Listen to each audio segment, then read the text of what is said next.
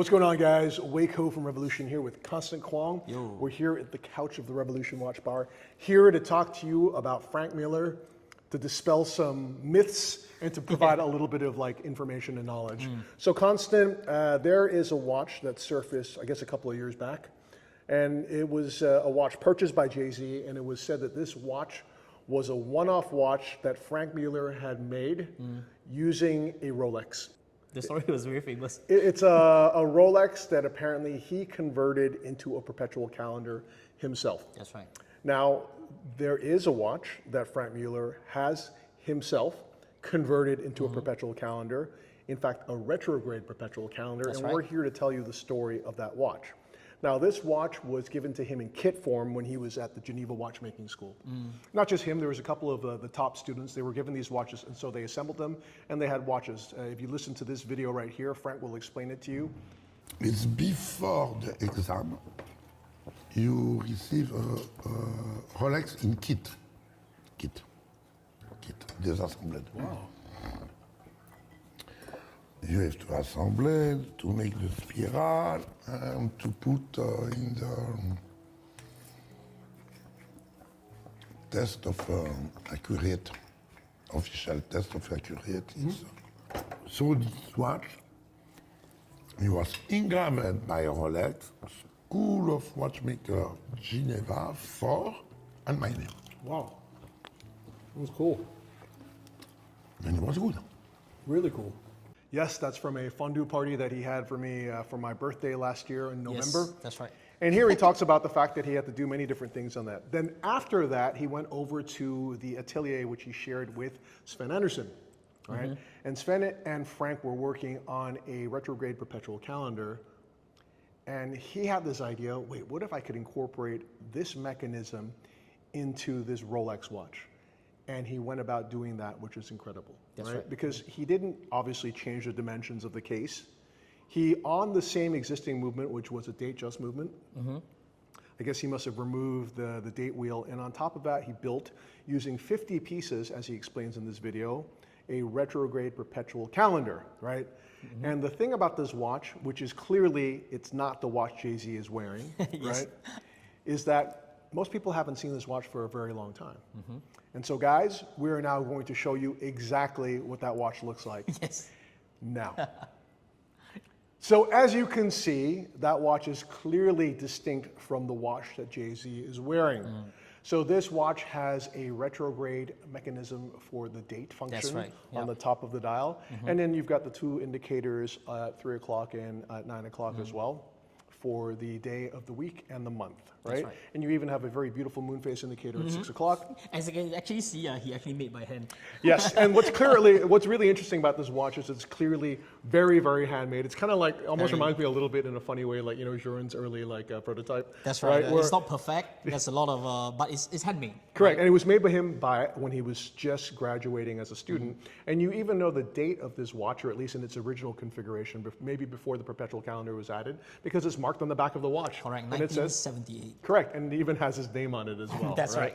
So this watch is really interesting. So after he made it, he was like, hey, I've just actually incorporated this 50-piece perpetual calendar mechanism into the same size of the case of a normal date just. I wonder if Rolex would be interested in this.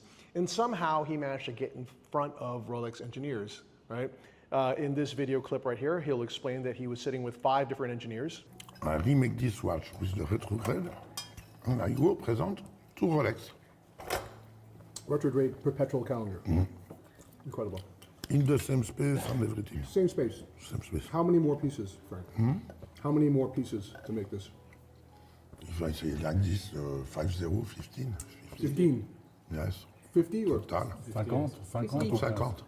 50. 50? So 50 more pieces, Yeah, I say like this.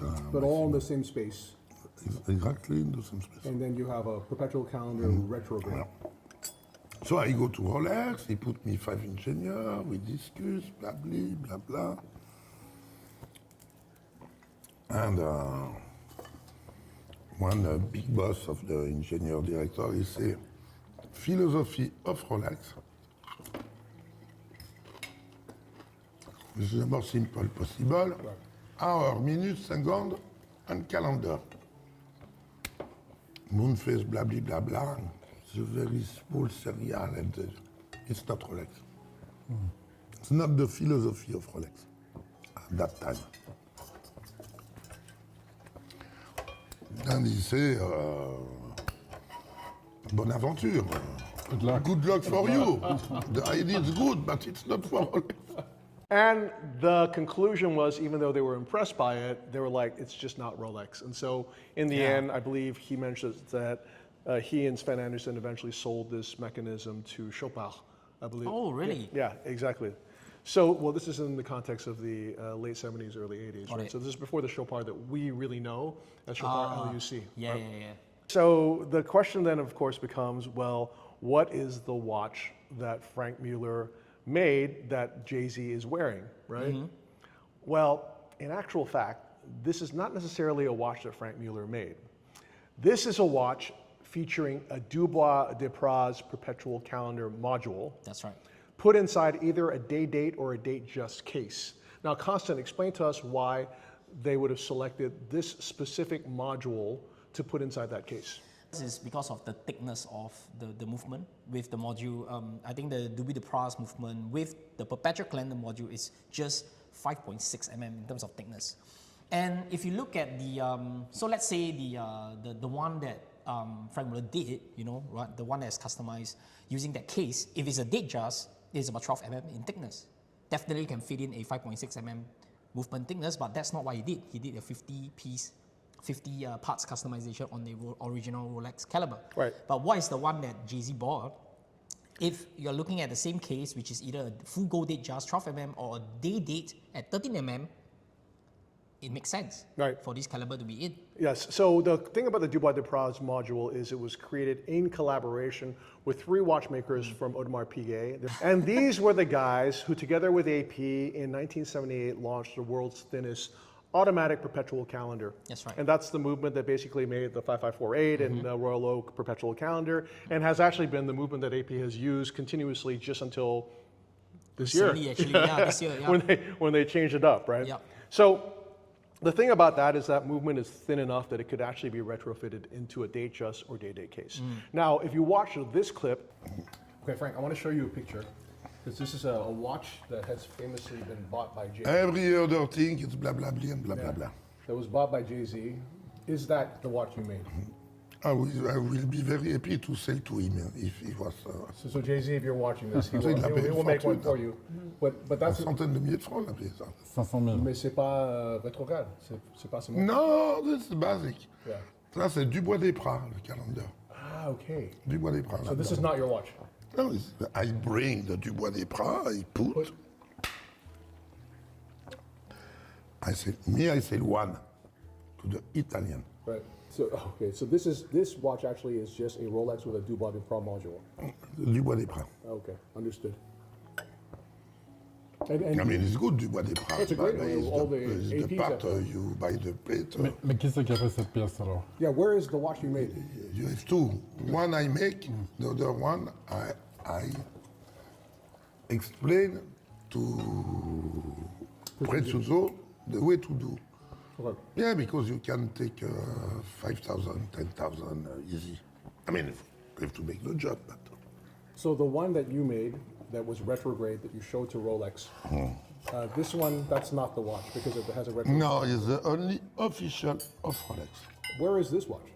No, so it's me. I sell for 10,000 to buy my first instrument. So you sold the watch for 10,000 to buy. Just after the school, yes. Incredible.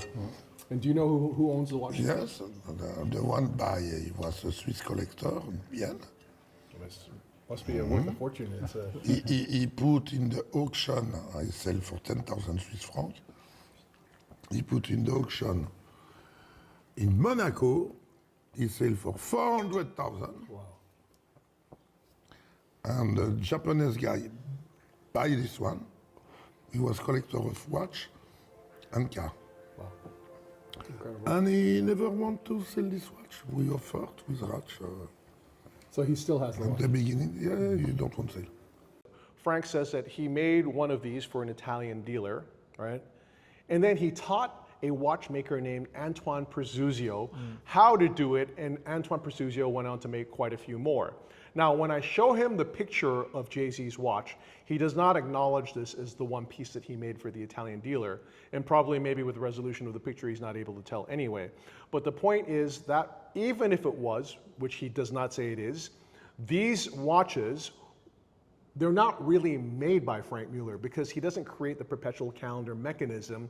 He's putting a pre-existing Dubois de Praz perpetual calendar module either on top of an existing Rolex movement or potentially even taking the entire movement. The whole thing, yeah. Right, with the ultra-thin right. self-winding mechanism and putting it inside the case. It's probably, I know you think it's the latter. The latter. I think it's the former, simply because I'm not sure where he would be able to get the underlying mechanism as well, because it was being used primarily by AP, Vacheron as well, and then initially by Patek as well for the Nautilus as well. So I'm not sure if he would have access to it, but the simplest way to find that out is especially just open up the case. Yeah, just open up the case back of Jay-Z's watch or any of those watches. So the key thing here is that we're trying to distinguish a very big difference between the original watch that Franck Muller made himself, a Rolex which he customized himself, made the dial himself, created the 50-part perpetual calendar mechanism himself.